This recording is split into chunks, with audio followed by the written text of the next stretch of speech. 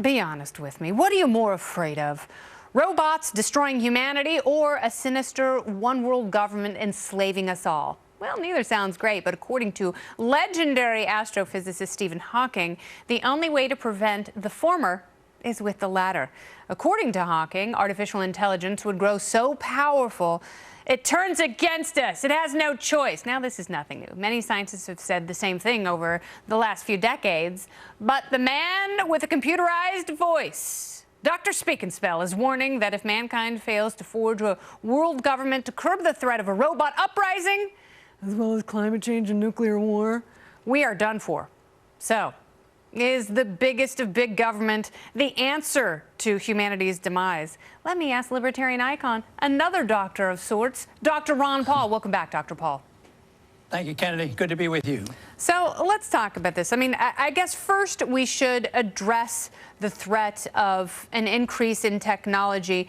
Is a robot uprising something that we should fear? I would say no. I don't think so. I think we need to fear more from an uprising of too much government. That's my biggest fear, is that it's too intrusive. So if the government creates problems, you can't solve those problems by creating more government. But I think he raises a fascinating question about which way civilization is going. Yeah. Because I see the greatness of our civilization has come from more liberty, and we chose, and moved into an industrial revolution, and we developed so many things that have helped people. But he makes the point, it can go a different way. You can have nuclear power for peace, and you can have nuclear power to blow up the world, but it has to do with the individual. I think we've accepted this principle that we as individuals should not use aggression against our fellow man. Yeah. But unfortunately, our governments still do, and that's where I see the problem. Yes, it is certainly a question of aggression, and that's something that Dr. Hawking brings up, because he says that there is the possibility that artificial intelligence will grow so powerful that it will naturally become aggressive. I guess it depends on your view of human nature or intelligent nature in general. So are intelligent beings implicitly good, or are they implicitly aggressive? What do you think?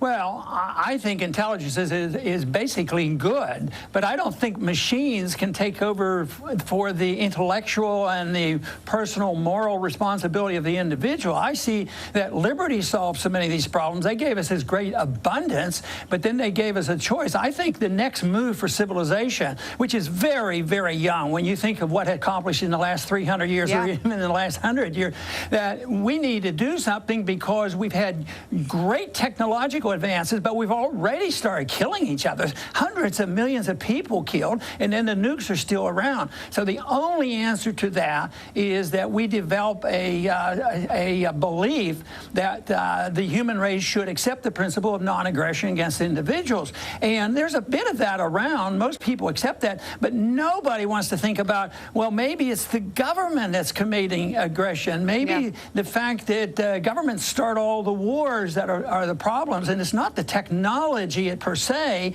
it is it's the human being. It often makes me think of, guns don't kill, people kill. Yeah. And technology doesn't kill, it's the people behind it. So yes, the technology, very, very dangerous. It's out there right now, could blow up the world, unless we advance to another stage where liberty brings us more non-aggression rather than solving our problems with speaking aggression. of liberty and technology and aggression, I have to ask you, we've only got about 30 seconds left, but what is your gut telling you about the latest Wikileaks regarding the CIA? I think it indicates that liberty is in big trouble, and that's the secret government. But the fact that we're getting this information out is fantastic. The Ed Snowdens are heroes to tip us off, but it also tells you how bad it is. And, with all this revelation, have we heard people on the other major networks yelling and screaming and warning us? Do you know what's happening? Do you know what they're doing? And no, you don't hear that. So the people need to prize praise their privacy and their liberties much more and not capitulate and believe the government. See, the CIA is part of the government. The government created this, and there were a lot of people early on, including the person who signed the bill, Truman. He said he would have never done it if he'd ever known, and that was way back that he decided it was a big mistake. That's essentially what Eisenhower said when he was leaving his post as president in his farewell address. Dr. Paul, thank you so much for having this conversation. You're welcome. I appreciate it. Always appreciate it. Nice to be with you. You too, thanks. Coming up, some progressives still blaming Donald Trump's victory over Hillary Clinton on sexism.